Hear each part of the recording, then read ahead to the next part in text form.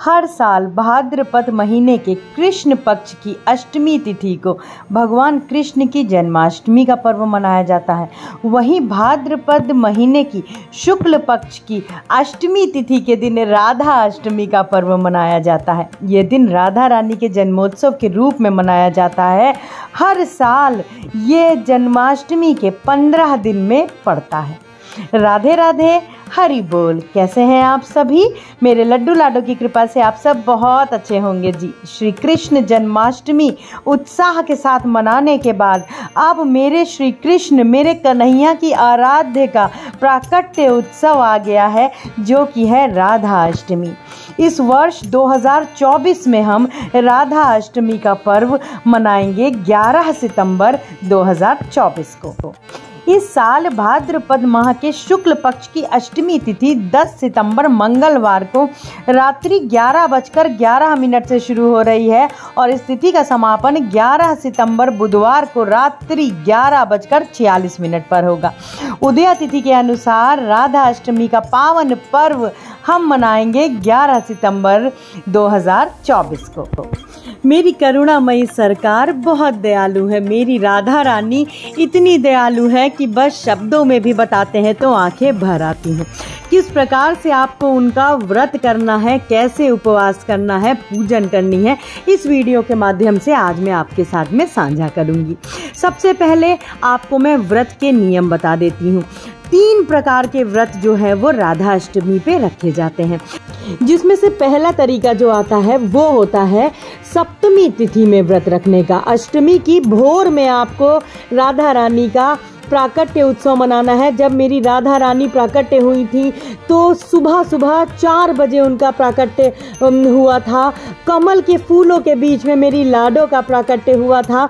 इसीलिए आप सप्तमी को भी व्रत रख सकते हो। सप्तमी से जो कि आपका व्रत रहेगा, सप्तमी की सुबह से आप अष्टमी में राधा रानी को अभिषेक कराने के बाद, पंचामृत अभिषेक कराने के बाद, महाअभिषेक कराने के बाद, उनका जन्म प्राकट्य मनाने के बाद में आप उसी पंचामृत से अपने व्रत का पालन कर सकते हो। एक तो व्रत का तरीका ये हो गया। दूसरा व्रत का तरीका जो होता है वो होता है आपको 11 तारीख को, अगर अष्टमी तिथि 11 तारीख को ही लग रही है, जो अगर उदय तिथि से लेंगे तो वो 11 तारीख को ही मानी जाएगी, तो आपका व्रत जो शुरू होगा वो 11 तारीख को शुरू होगा, जो कि पूरा दिन रहेगा। आप फलाहार पे रह सकते हो। दोनों ही व्रतों में आपको अन्न नहीं ग्रहण करना होता है, चाहे आप 10 को व्रत रखो, चाहे आप 11 को व्रत रखो। आपको फलाहार लेना होता है।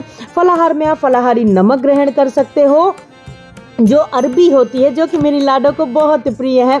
आप अरबी का भोग लगा के आप अरबी का सेवन कर सकते हो। फलाहारी नमक से फल पे भी आप भोग अर्पण करके आप फल पे भी व्रत कर सकते हो।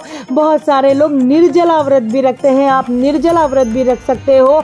आप केवल जल पे भी व्रत रख सकते हो। ये आपके जो शारीरिक आपके ऊपर निर्भर करता है जी।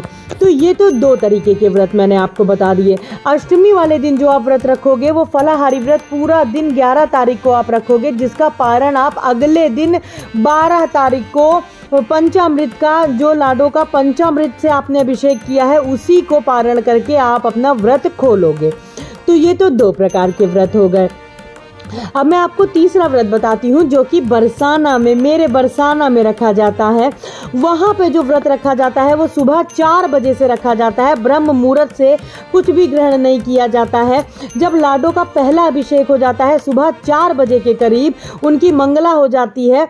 उसके बाद में जब दोपहर 12 बजे उनकी राजभोग आरती हो जाती है, राजभोग में उनका श्रृंगार हो जाता है, उनकी राजभोग आरती हो जाती है। उसके बाद 12 बजे के बाद व्रत का पारण वो लोग कर लेते हैं, लाडो के प्रसाद को ग्रहण करके।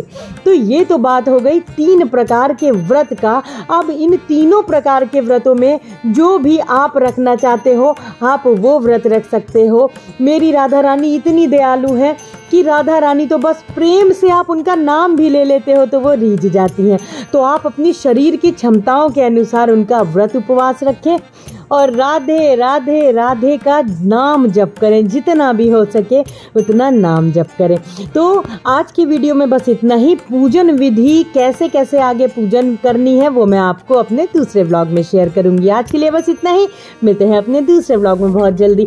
राधे राधे, हरि बोल, हरि हरि बोल।